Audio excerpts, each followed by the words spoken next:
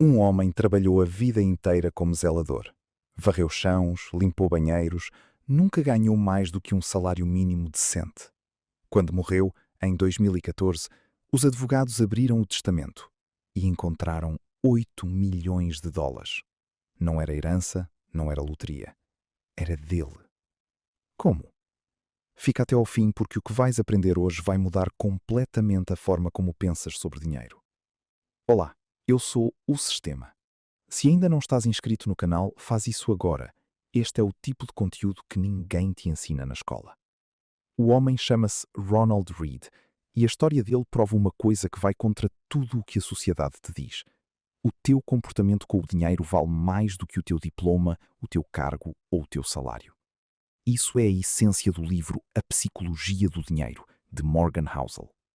Hoje vamos ver os 5 princípios mais poderosos desse livro e garanto-te que pelo menos um deles vai fazer-te ver o teu dinheiro de forma completamente diferente. Imagina que entras numa loja e vês o relógio perfeito, exatamente o que querias. Tens duas opções: pagas ou roubas. Óbvio que pagas, porque sabes que ter esse relógio tem um custo e aceitas isso. Agora pergunta-te, porquê é que quando se trata de investir, tantas pessoas tentam ter os ganhos sem pagar o preço? Investir em bolsa tem um custo, e esse custo não é uma taxa anual nem uma comissão bancária. O verdadeiro custo chama-se volatilidade. É a angústia de ver o teu património cair 20% numa semana. É acordar de manhã, abrir o telemóvel e ver que aquela empresa em que acreditavas perdeu metade do valor em 3 meses. Pensa nisto. Se tivesses investido em Netflix há 15 anos, hoje serias uma pessoa extraordinariamente rica. Mas o que te acontecia no meio do caminho? Em 2007, a Netflix perdeu 48%. Em 2009, 36%. Em 2011, 86%. Em 2013, 38%. Em 2015, 26%. Em 2016, 26%. Em 2018, 38%. Em 2020, 38%.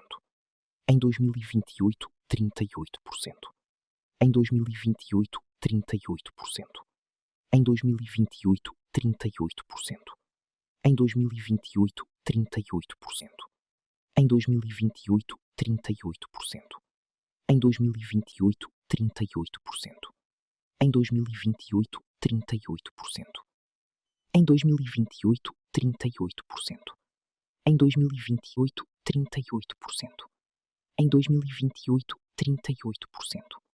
Em 2028, para, 48%, 36%, 86%, 38%, 86%, 86%, 86%, 86%. Na Netflix, 138 anos. Por que isso é possível? Uma pessoa comum pode. A média dos investidores é um terço disso. O homem que trabalhou a vida inteira como zelador. Eu lembro-me de uma frase de Karl Marx. O capital é o acúmulo de trabalho futuro. Este é um princípio central do livro, digo-vos. Entendo que estou a falar de teoria. Eu posso perder tudo, todo o dinheiro amanhã.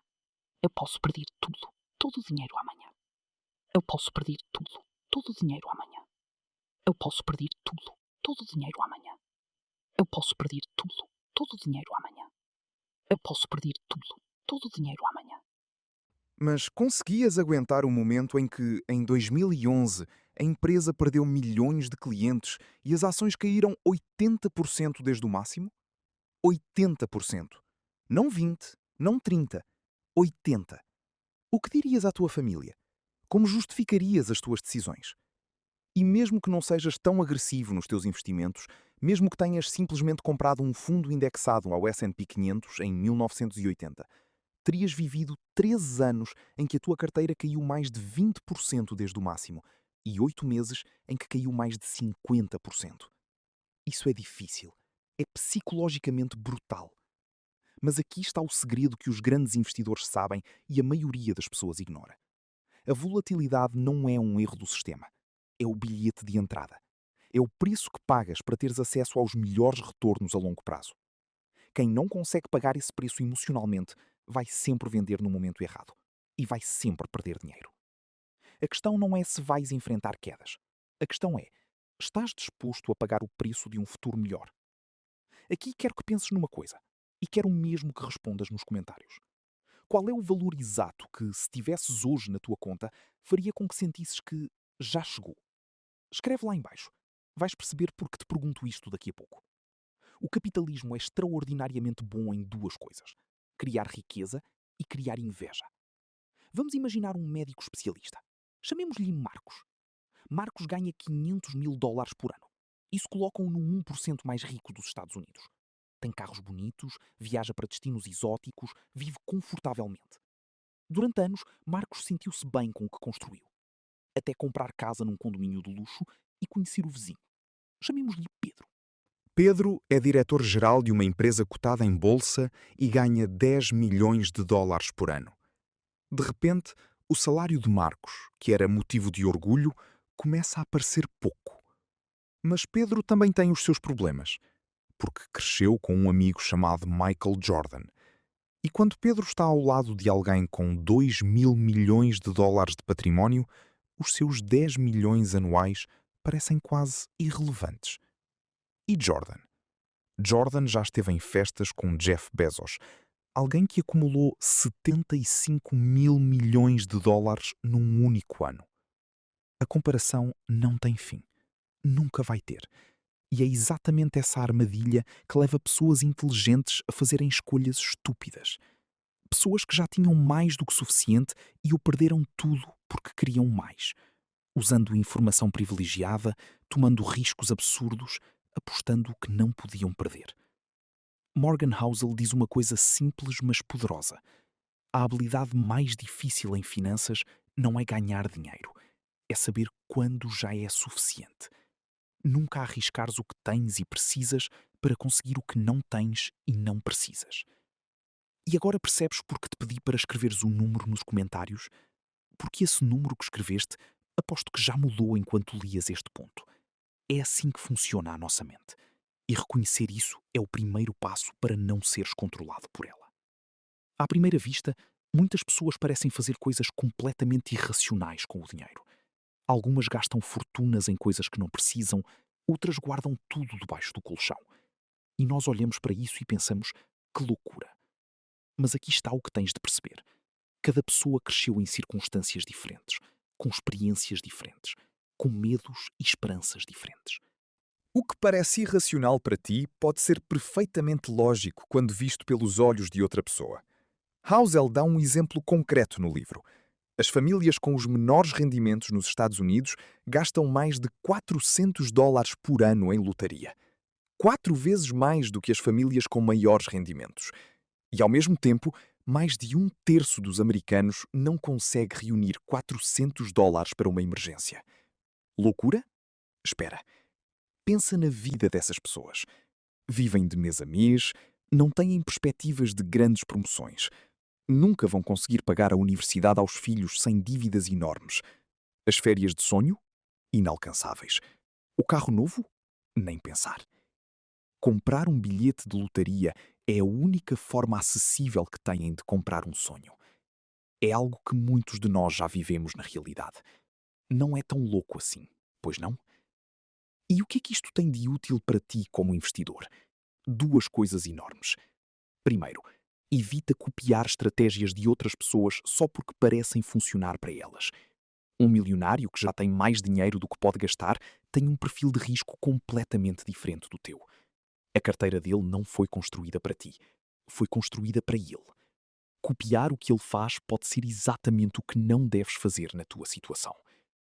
Segundo, aprendes a dizer não com mais facilidade a investimentos que estão fora da tua área de competência. Quando o mercado enlouqueceu com as ações da GameStop, muita gente entrou sem perceber nada.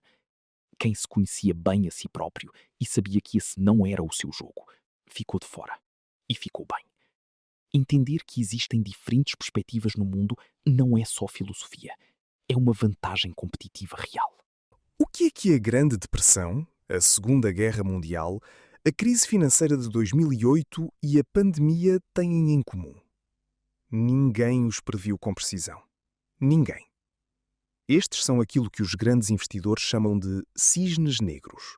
Eventos que satisfazem 3 condições. Primeiro, nada no passado sugeria que podiam acontecer. Segundo, o impacto foi enorme.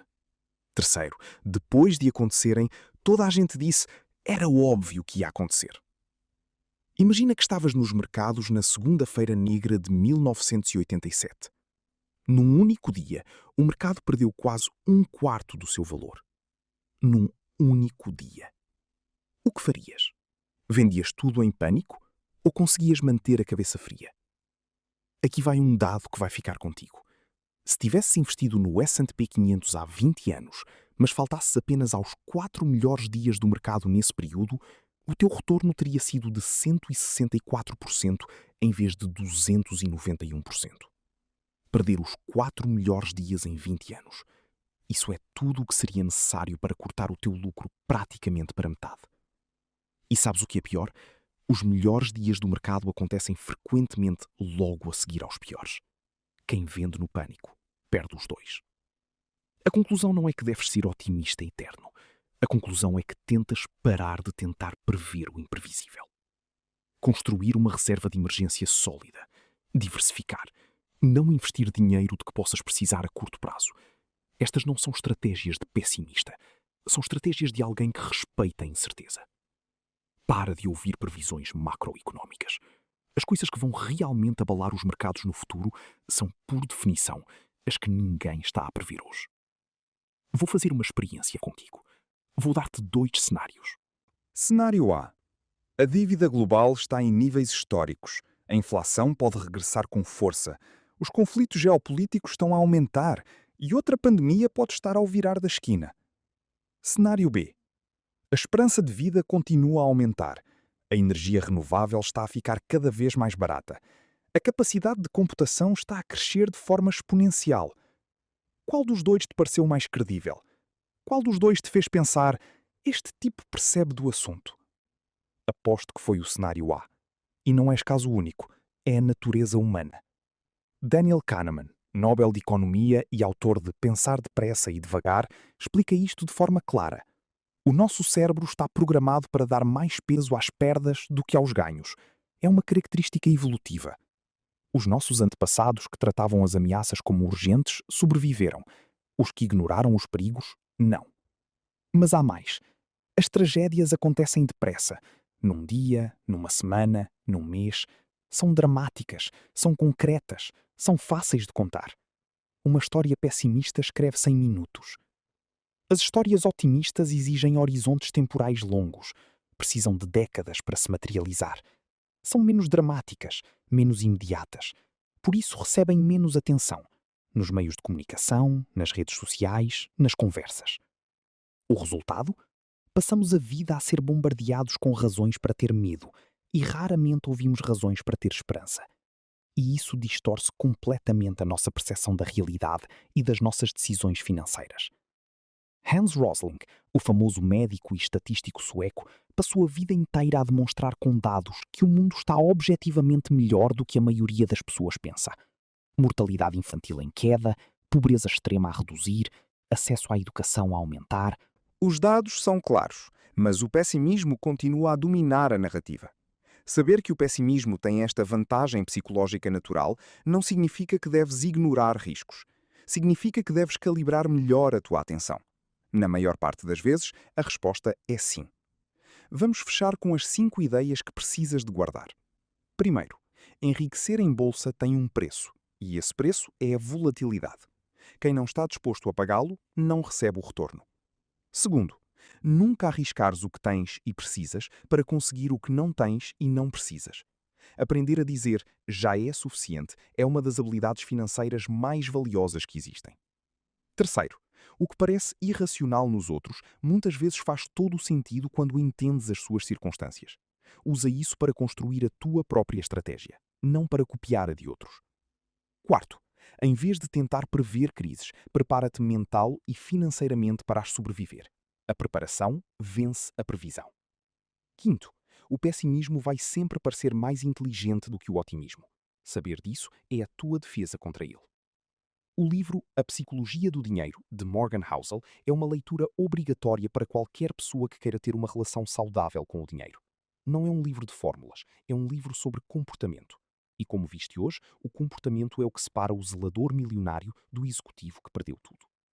Se este vídeo te fez pensar, partilha-o com alguém que precise de ouvir isto. Subscreve o sistema e ativa o sino. Temos muito mais conteúdo assim a caminho. Até ao próximo.